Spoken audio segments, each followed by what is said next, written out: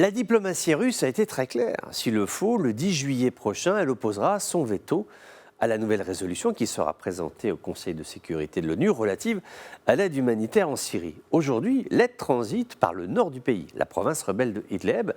Moscou demande à ce que cela cesse.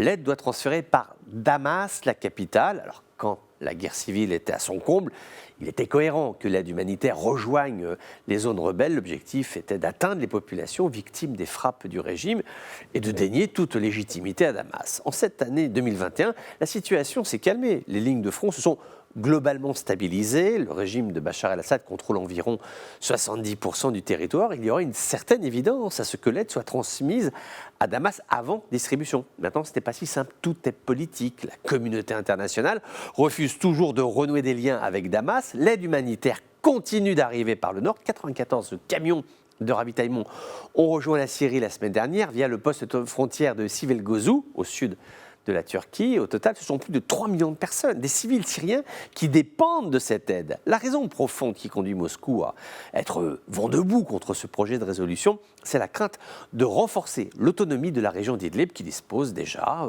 d'un gouvernement administratif laïque. La monnaie locale a été supprimée au profit de la livre turque.